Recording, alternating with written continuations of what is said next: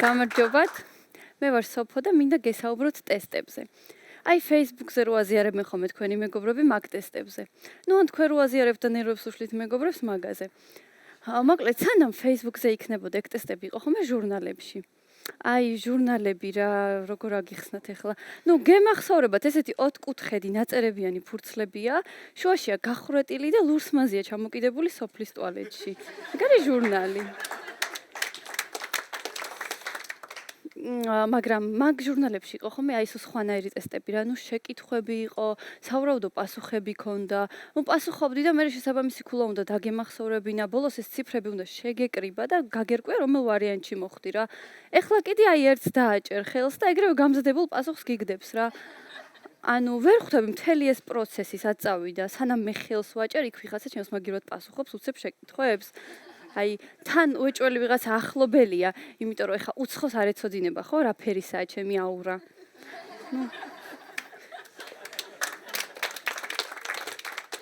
ყოველ მეორეს არ ვეუბნები ესე რომ წითელი აურა მაქვს რა. ისე ძალიან მარტივი ტესტებიც არსებობს, აი შეიძლება საერთოდ არ ქონდეს შეკითხვები, არც პასუხები. შეიძლება საერთოდ სულ ორი ხაზი ქონდეს ტესტს, მაგრამ გაგათხოვოს. ერთხელ ჟურნალში შემხვდა ესეთი ტესტი, კმაყოფილი ხართ თუ არა საკუთარი თავით. და პირველივე და ერთადერთი შეკითხვა რაც იყო ესეთი, მოგწონთ თუ არა საკუთარი თავი. ანუ ტიპებს დაეზარათ რა ტესტის შედგენა და პირდაპირ გეკითხებიან რა სიტყვაზე გენდობიან.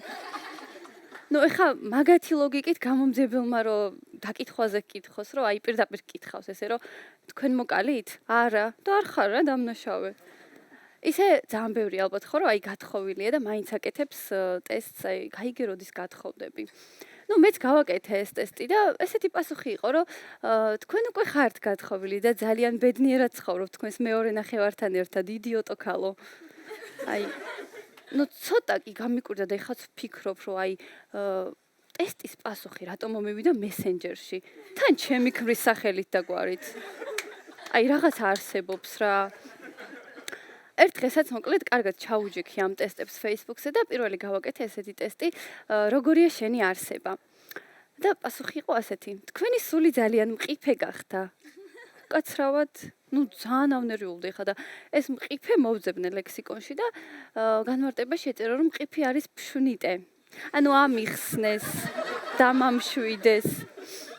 ნუ მე ეს ფშვნიტე მოვძებნე ლექსიკონში და ეწერა რომ ფშვნიტე იგივე მყიფე. ანუ ჩაკეტილი წრია რა, უნდა ვიცხოვრო მაგაზრით რომ მყიფე სული მაქვს რა. ისე გოგოები უფრო აკეთებენ ხოლმე ამ ტესტებს. ნუ ეხა ბიჭს არ დააინტერესებს ხო ვიზე დაქორწინდება ორ თვეში. არა, თუ გააკეთებს მაგ ტესტს, მარტო იმიტომ რომ სახეზე ნახოს ის ერთადერთი და მერე ქუჩაში მოერიდოს სადმე თუ შეხვდა. აი გოგოებს კიდე პირიქით, აი სულ საბედოები აინტერესებთ.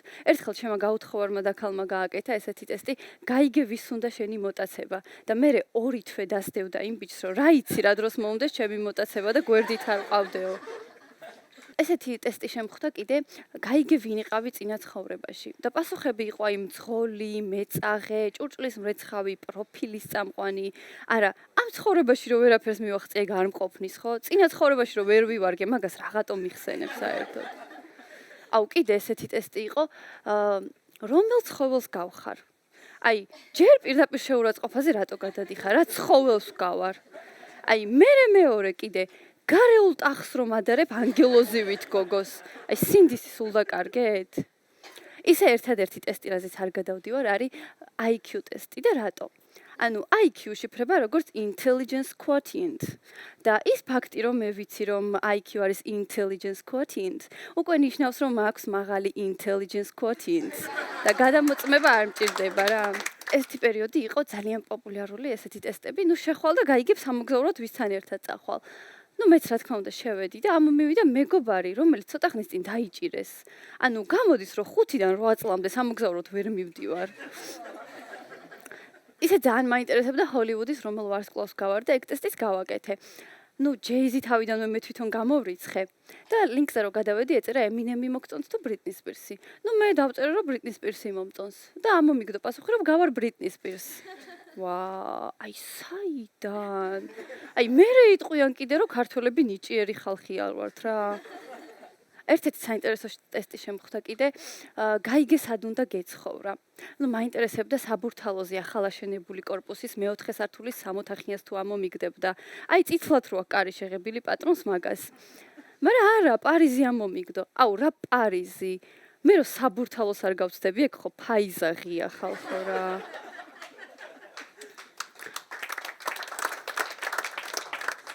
ისე ზოგჯერ კი გამოგადგება ადამიანს ეს ტესტები. მაგალითად იმ დღეს სახლში ვარ და ძალიან უცნაურად ვიგრძენი თავი. ეგრევე უცებ შევარდი, გავაკეთე ტესტი, გაიგე რისი თქმა უნდა შენთვის შენს თირკმელს და კენჭის გავლა მაქვს რა. არა, ცოტა რთული კი იყო თან ტესტის გაკეთება და თან ტკივილისგან კედლებზე სიარული, მაგრამ დიაგნოზი გავიგე და დავმშვიდდი. ერთ-ერთი საინტერესო ტესტი იყო, ვინ ავა ევერესტზე რომ გაკოცოს. არა. არ გამიკეთებია და არ ვიცი ვინავა, მაგრამ ვინც არ უნდა იყოს, მინდა უთხრა რომ ავა. იმიტომ რომ მე თვითონ არ ვარ ევერესტზე ამსვლელი, აი სულ რო გია ჯაჯანიძემ მკოცნიდეს.